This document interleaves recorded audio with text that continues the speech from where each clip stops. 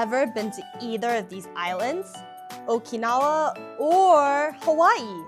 Have you ever heard of the thing called Spam? And the reason I refer to it as a thing is because people don't usually consider that to be good food or good meat in general. I've heard a lot of parents say they don't want to feed their kids super processed foods, and Spam is a kind of a processed food.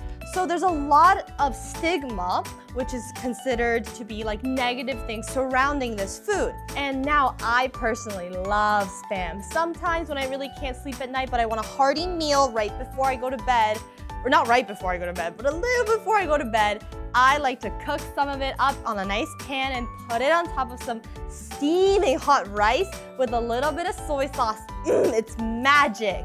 So today we're actually talking about a popular canned food. You guessed it, Spam. The reason I bring this up is because I recently wanted to have some, but my mom told me it was unhealthy and not good dinner food. And I'm here with a book that's about to combat that idea. It is called Beyond the Label, a story of self-worth. I really like this book because it tells me all the reasons why I should be able to enjoy Spam on a nice evening, even with my grandparents as a special meal. And I think that's a nice story to read today. So we're gonna go right into Beyond the Label. So we're gonna get right into Beyond the Label, a story of self-worth.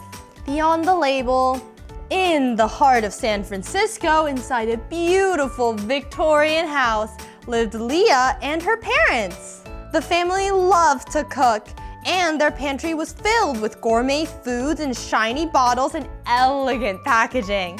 Hello! Nestled quietly on the shelf was Hammy, a simple can of luncheon meat. He wasn't fancy like the others. You're kinda basic, no offense, said Chocolate. Some of us are simply more refined. Sweetie, you should really update your look. Plain cans are so last season. Hammy glanced at his plain wrapper. His label wasn't shiny or elegant, just simple, like him. Then he reminded himself, I may not be fancy, but I am special in my own way. Today was an exciting day. Leah's grandma was visiting from Hawaii. To celebrate, the family shopped for ingredients to make a welcome feast. Kona coffee rubbed Wagyu beef, ahi tuna poke, and ilikoi tart for dessert.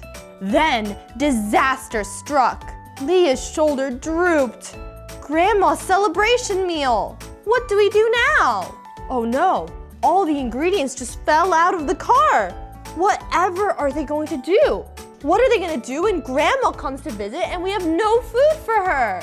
We'll just have to pivot, Mama assured, and scanned the pantry for a new idea. The pantry foods straightened their labels, trying to look their best. Mama lifted Hammy from the shelf. Looks like you'll be our shining star tonight. The others gasped in disbelief. Hammy for a celebration meal?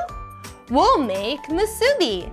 It's a traditional Hawaiian delight and Grandma's favorite, Mama said. I'll make the rice, offered Leah. As Mama cut and Leah washed the rice, Hammy felt a spark of pride. Maybe you don't need a shiny label to matter. The sizzle of the pan and mouth-watering aroma filled the kitchen as Mama browned the meat to perfection. Together they wrapped the meat and rice with sheets of seaweed to create delicious musubi. Aloha! Something smells good, Grandma entered. Musubi, my favorite. As the family enjoyed each savory bite, they were transported to the islands. The comforting dish embraced them like a warm aloha. Grandma raised her glass. Mahalo! Thank you for this amazing meal. It tastes like home. Guess we didn't need anything fancy after all. Leah looked around the table. Everything we needed is right here. The evening was filled with laughter, singing, and stories. By the end, everyone had full bellies and happy hearts. Once the pantry's underdog, Hammy became the star of the meal. On the shelves, the fancy jars still sparkled, but Hammy stood tall and proud. Everyone realized something wonderful that night. Even though we're all different, we all have something special to share. You are worthy.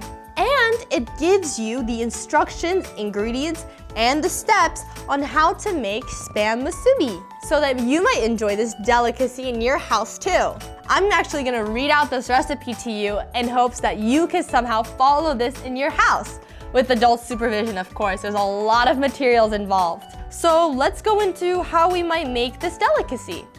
We left off as I told you all about the reasons why I love Musubi and why our little main character loves Musubi too, and why our little guy in the pantry shouldn't be so bummed out that he didn't get chosen or that he's getting made fun of by all the other condiments like chocolate, and I'm guessing that's like aged balsamic or soy sauce, macaroons, and some honey. Now I want to talk about what it takes to truly make some Musubi at your house. Now, as much as I'd love to give you a live demo here right now, I lack a couple of things. First of all, I don't have a pantry in my library. For any of you that have actually visited my library, you know that we lack a sink, a kitchen, or really any of the necessary materials to make Musubi. So in your own kitchens, here are some things you could try. First of all, you need to get some ingredients. The first being a can of Spam or some luncheon meat. Next is 4 cups of cooked short grain rice, or it's called sushi rice. For those who are watching this back at their homes, and most likely it's from Korea, it's really easy to find. You just need to go find your little rice cooker and probably look inside, and there's probably some rice in it. 2 tablespoons of soy sauce, 2 tablespoons of sugar, 1 tablespoon of oyster sauce, but that's optional, 1 tablespoon of rice vinegar, which is also optional, 2 to 3 sheets of nori, or what we call seaweed, cut into nice little strips to wrap around the sides. The first thing to do is just cook your short grain rice. Then mix it with some rice vinegar to get that sushi rice flavor. Cut the luncheon meat or Spam into 8 different pieces and just kind of assemble, using the soy sauce, sugar, and oyster sauce to make a little sauce. And then pan fry the meat until it's golden brown. Use a wasabi mold, or my preference is to just shape it with my hands. Place a slice of meat on top of the rice and wrap the nori around, or the seaweed around, to secure them. The other thing to do, which I really like doing, is take all of these same ingredients and make like a little lunch bowl. So you take a bunch of rice, crush up that seaweed in your hands like this. Make sure you wash your hands like this. Put it all over the rice, then put in your nice cooked luncheon meat or Spam, and you can enjoy it that way. There's so many different ways to enjoy this simple little dish. Many variations, such as you could put egg in between the rice and the Spam or luncheon meat, and that becomes an even heartier meal. Whatever you decide. I can't wait to see what you guys get up to, and I hope you guys have a chance to eat some luncheon meat on a special or not so special day. Thank you guys so much for coming along for another great story. Today we read Beyond the Label, A Story of Self-Worth. And I hope you guys enjoyed this book so much because I love talking about all the reasons why you should definitely eat more luncheon meat or just occasionally eat luncheon meat in your diet. See you guys again next time. Bye!